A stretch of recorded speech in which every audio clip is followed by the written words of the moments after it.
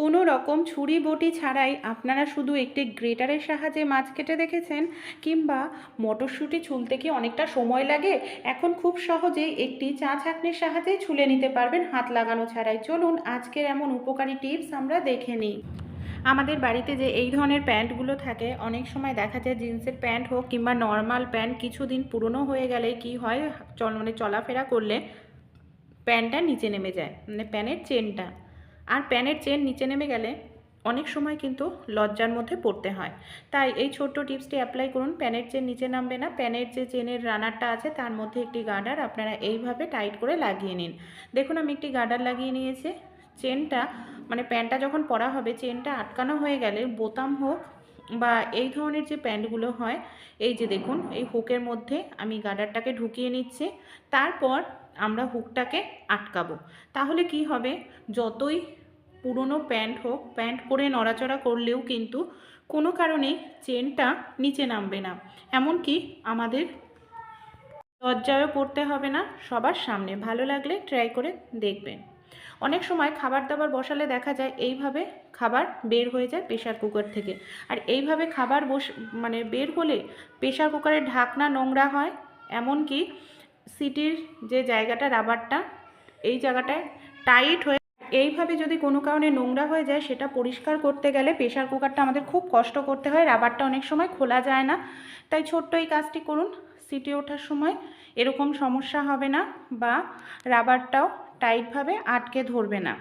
যখন আপনারা প্রেশার কুকারের ঢাকনাটা লাগাবেন, তার আগে আপনাদের এই কাজটি করতে হবে।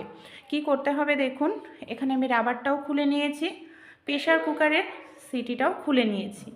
সিটির জায়গায় এইভাবে সামান্য পরিমাণ তেল দিয়ে দিতে হবে। তাহলে কোনো খাবার যদি সিটি ওঠার সময় আটকে যায়, সহজেই বের হয়ে যাবে তেলের কারণে। আর যেখানে রাবার লাগানো থাকে সেখানেও সামান্য পরিমাণ সরিষার তেল দিয়ে দেবেন।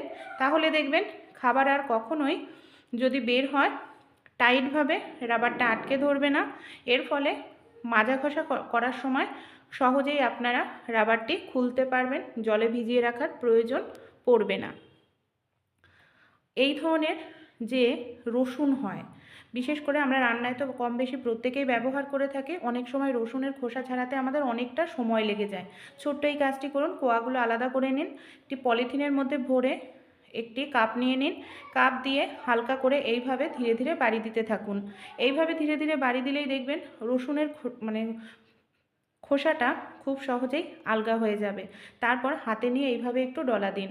দেখবেন কোনো রকম হাত লাগানো ছাড়াই, একটি একটি করে রসুন খোসা ছাড়ানো ছাড়াই কত সহজে রসুনের খোসা ছাড়িয়ে ফেলেন। হালকা করে একটু ফু দেবেন থালায় নিয়ে বাইরে গিয়ে, তাহলে দেখবেন খোসাটা আলাদা জায়গায় উড়ে যাবে, যেহেতু খোসা পাতলা হয়, আর রসুনটা বের হয়ে আসবে। এক্ষেত্রে কিন্তু শুকনো রসুনের ক্ষেত্রে এই টিপসটি প্রযোজ্য।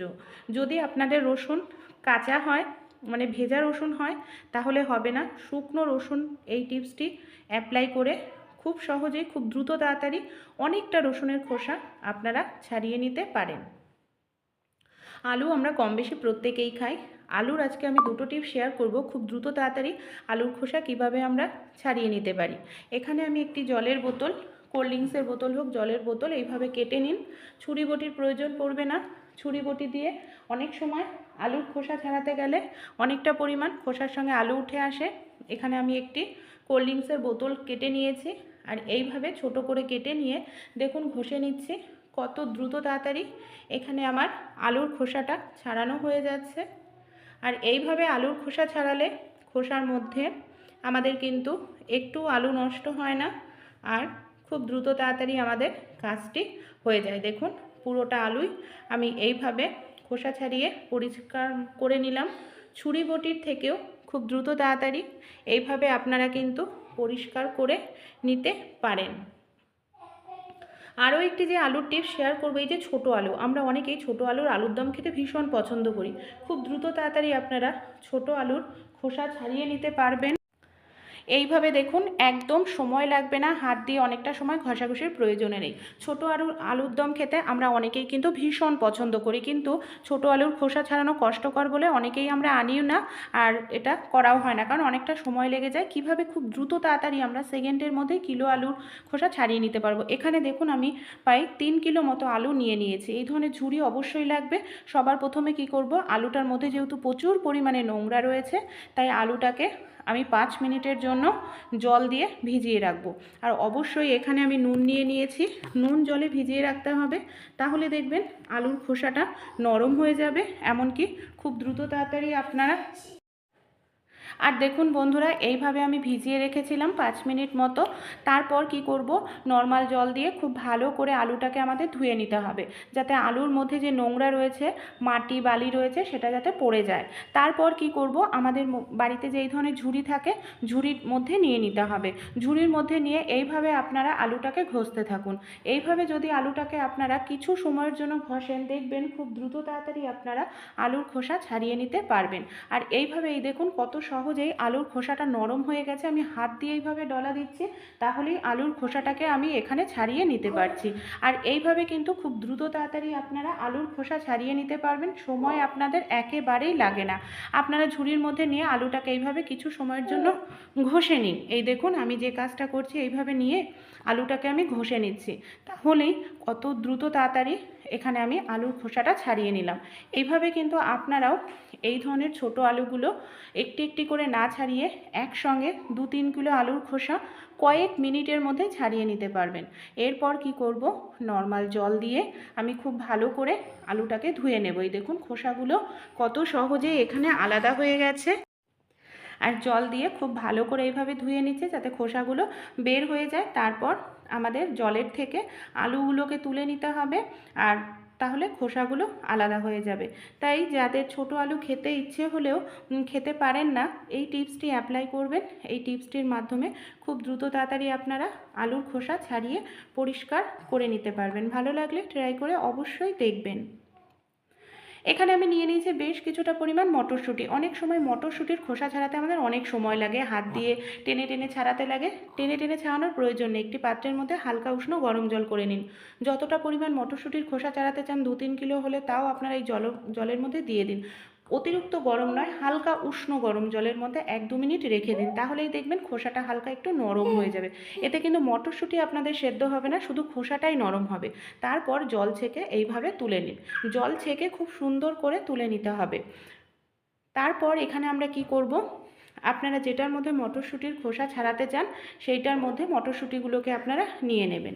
এখানে আমি একটি ছাঁকনি নিয়ে নিয়েছি। এই ধরনের যে চা ছাঁকনি থাকে, প্লাস্টিকের, স্টিলের চা ছাঁকনি নেবেন। হালকা করে আপনারা মটরশুঁটিটাকে এইভাবে সামনে থেকে টান দেবেন। এই দেখুন আমি এখানে মটরশুঁটিটাকে মানে ওপরে চা ছাঁকনিটা রেখে এইভাবে হালকা করে টান দিচ্ছি, আর কত সহজেই এখানে আমরা মটরশুঁটির খোসাটা ছাড়িয়ে নিতে পারছি। কোনো রকম এখানে আমাদের হাত দিয়ে মটরশুঁটিটাকে টানাটানি করার প্রয়োজন পড়ছে না, যেহেতু মটরশুঁটির খোসাটা হালকা নরম হয়ে গেছে। তাই এইভাবে আমরা হালকা একটু টান দিলেই খুব দ্রুত তাড়াতাড়ি কিন্তু মটরশুঁটির খোসা ছাড়িয়ে নিতে পারি। আর এইভাবে টান দিলে মটরশুঁটিগুলো মানে ছিটকাবেও না। একটি থালায় নিয়ে এই কাজটি করতে পারেন। অনেক সময় হয় আমরা মটরশুঁটির পরোটা খাই, মটরশুঁটির কচুরি খাই, অনেকটা মটরশুঁটি আমাদের ছাড়ানোর প্রয়োজন পড়ে। তখন আপনারা এই ছোট্ট টিপসটি যদি অ্যাপ্লাই করেন, খুব দ্রুত তাড়াতাড়ি দেখবেন মটরশুঁটির খোসা ছাড়ানো হয়ে যাবে, সময়ও বাঁচবে, আপনাদের খাটনিটাও কম হবে। পেঁয়াজ, আদা, রসুন আমরা এই ধরনের ঝুড়িতে অনেক সময় রেখে থাকি। কি হয়, এই ধরনের ঝুড়িতে রাখলে যে জায়গাটায় রাখা হয়, দেখা যায় সেই জায়গাটা না নোংরা হয়ে যায়। পেঁয়াজের খোসা, রসুনের খোসা সেই জায়গাটায় পড়ে, আর রোজ রোজ পরিষ্কার করা আমাদের অনেকের পক্ষেই সম্ভব নয়। আর এইভাবে রাখলে অনেক সময় দেখা যায় মানে জায়গাটাও আমাদের পরিষ্কার করে খাটনি করতে হয়। তাই একটি কাজ করবেন আপনারা, এতে আপনাদের জায়গাটাও নোংরা হবে না, পেঁয়াজ, আদা, রসুনও ভালো থাকবে। পলিথিনে না রেখে এইভাবে আপনারা রাখার চেষ্টা করুন। ঝুড়িতে না হয় আপনারা এই দেখুন আমি এখানে একটি বড় পলিথিন নিয়েছি, আর ঝুড়ির মধ্যে আমি এইভাবে পলিথিনটাকে পরিয়ে নিচ্ছি। আমাদের এইভাবে ঝুড়ির মধ্যে পলিথিনটাকে পরিয়ে নিতে হবে। যে কোনো পলিথিন আপনারা নিয়ে নিন। এইভাবে আমি পুরোটা পলিথিন পরিয়ে নিচ্ছি। সাদা পলিথিন বা নর্মাল যে কোনো পলিথিন নেবেন, একটু বড় ধরনের পলিথিন নেবেন। পলিথিনের মাঝখানটায় এইভাবে আপনারা চেপে ধরুন। তারপর একটি গার্ডার নিয়ে নিন, গার্ডারের সাহায্যে আমাদের টাইট করে এটাকে এইভাবে আটকে নিতে হবে। এইভাবে আমি গার্ডার দিয়ে পলিথিনটাকে আটকে নিচ্ছে। তারপর পলিথিনের ওপরের যে পার্ট আছে সেটাকে কি করব, ঝুড়ির দেখুন এইভাবে নিচের দিকে নিয়ে যাব। এই দেখুন আমি ঝুড়ির এইভাবে নিচের দিকে নিয়ে যাচ্ছি।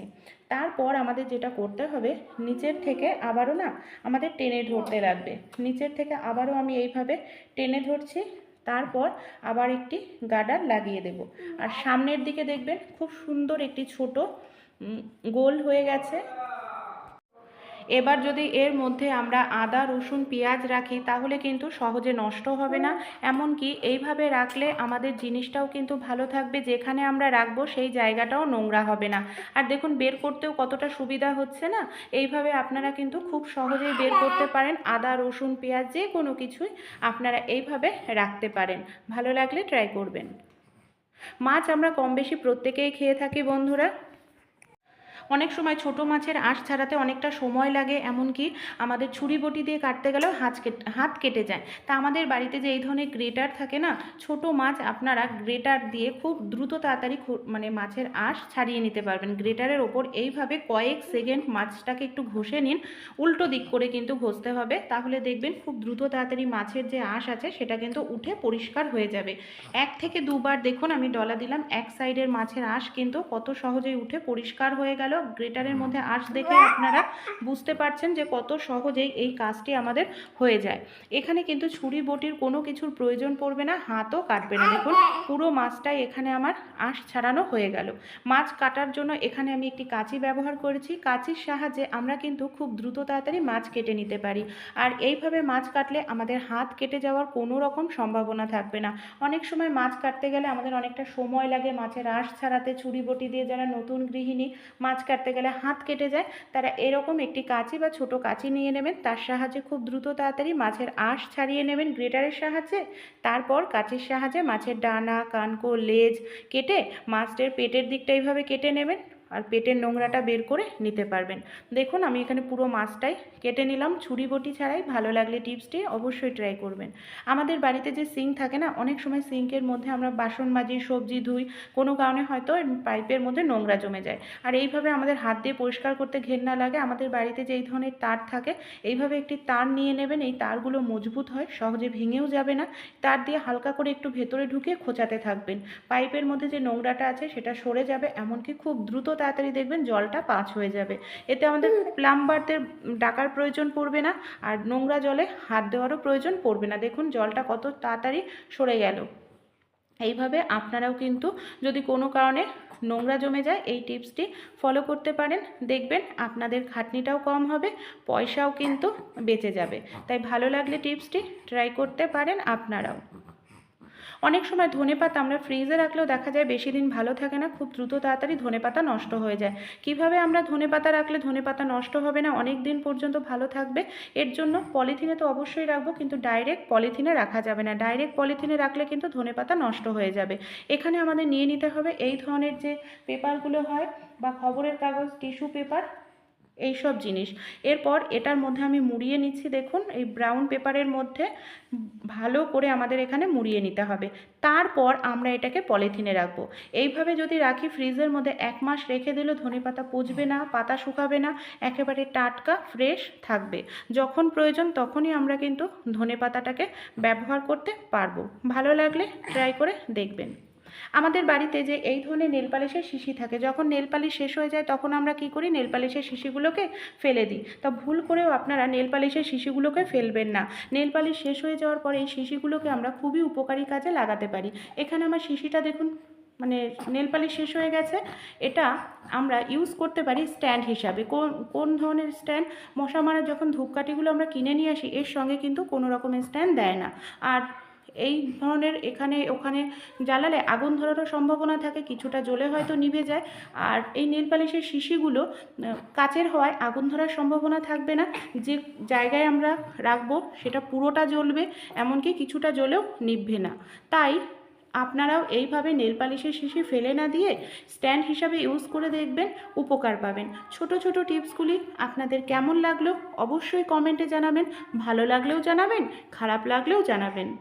আর ভালো লেগে থাকলে বন্ধুবান্ধবদের সঙ্গে শেয়ার করবেন।